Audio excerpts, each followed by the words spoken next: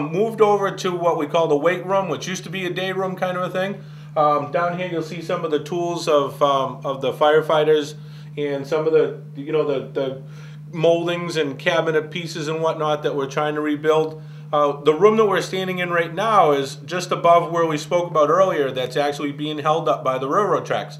So we have a weight room up here because the guys got to work. I mean, it's part of being a firefighter is to keep in shape, and they do it on duty.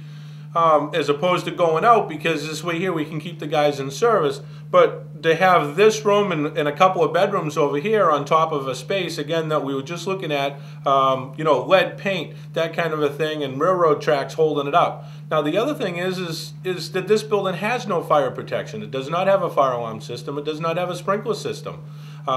Right now, technically, by building codes, I mean, no building would be allowed to be built like this. There isn't a second means of egress for these guys. If something was to happen downstairs in the bays, they're going out the front window, and that's just not the safe way to be doing things. Downstairs, we're in the mechanical room, which is on the back side of the bays where the trucks are.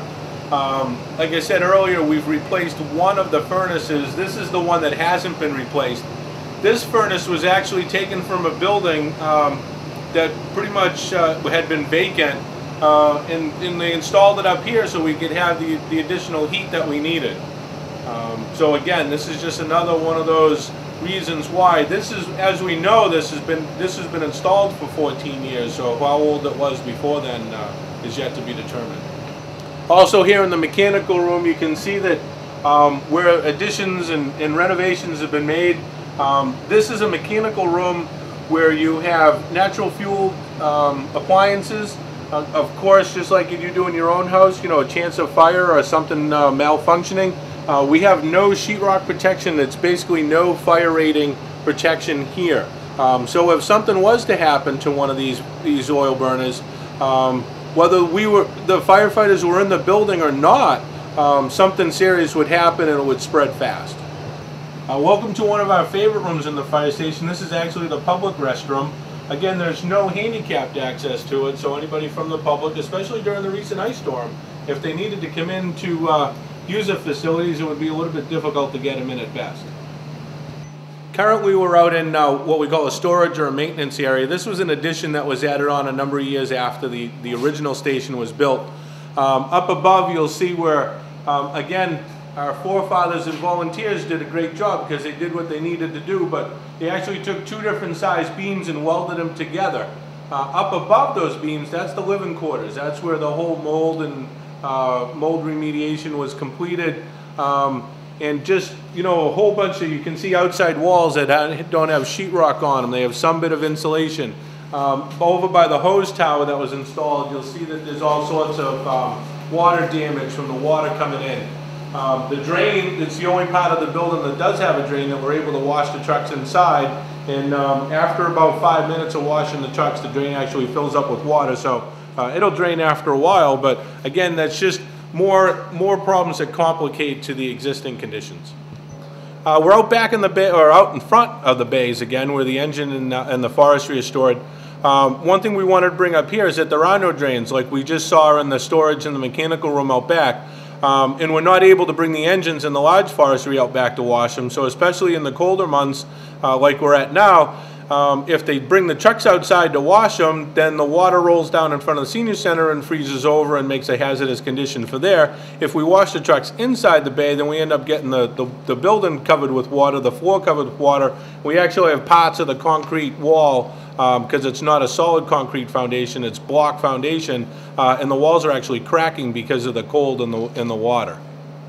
Here we are at the new Station 2 on corner of Young Road and Route 102. This replaced our old facility over on Buttrick Road, which again was built by volunteers in early 1950.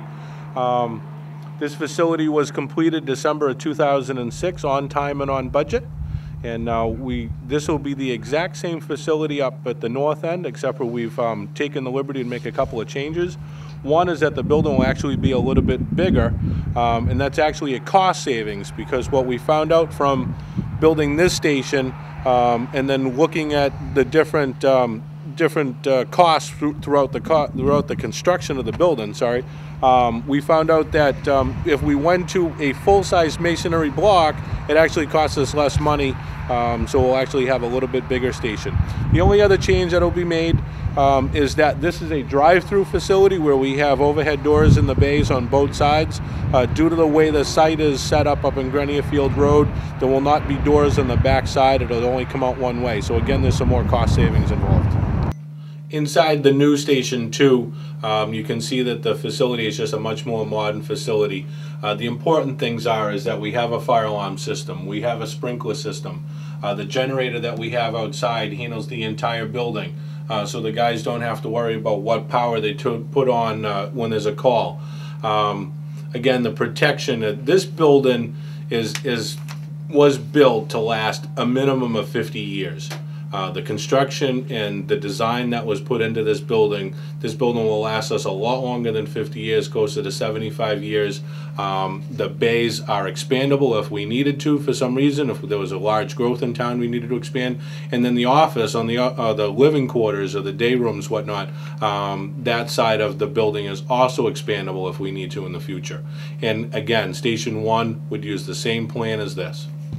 Here we are in the kitchen area of the new Station 2 South Station. As you can see, much more modern, clean facility, a little bit better conditions for the firefighters to live in. Here down at the new Station 2, this is probably one of the most important areas of the station. This one room goes to so much increased health and safety for the firefighters. This is what we call our decon room, decontamination room.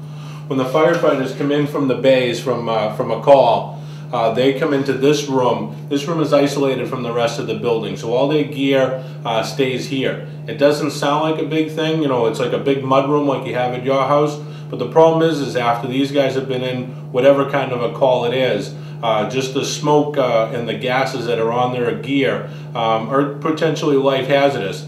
So this way here, their gear stays in this room. Again, it's isolated from the rest of the living quarters. They have their turnout gear. It gets washed right here inside the building, and it just prevents any contaminants, any hazardous materials from getting into the rest of the building.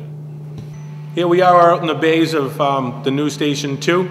As you can see, there's a lot more room in here. The door height is a lot higher. We're able to get more equipment inside. There's drains in the floor, so in the colder days when we wash the equipment inside, we don't have to worry about the water puddling up and cracking the concrete. The ventilation system here, it's similar to what is up at Station 1, which is able to be moved. That was when they bought it. That was a stipulation that they could move it. We're able to isolate the trucks better here because of the ventilation system, and again, just give them that safer work environment. In closing, I'd just like to thank you for your time to watch this video. We hope that you come out and vote. Again, the warrant article, warrant number 2, is for $1,975,000. That requires a 2/3 positive vote in order to pass. The election is Tuesday, March 10th. The ballots will be over at the Londonderry High School gym. It's open from 7 in the morning till 8 o'clock at night. The second second session of town meeting will be Saturday, March 14th at 9 o'clock in the morning at the Londonderry High School cafeteria. We hope you come out and vote.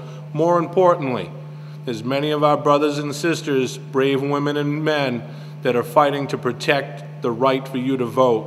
Come out and vote. However you vote, please make sure you come out and vote.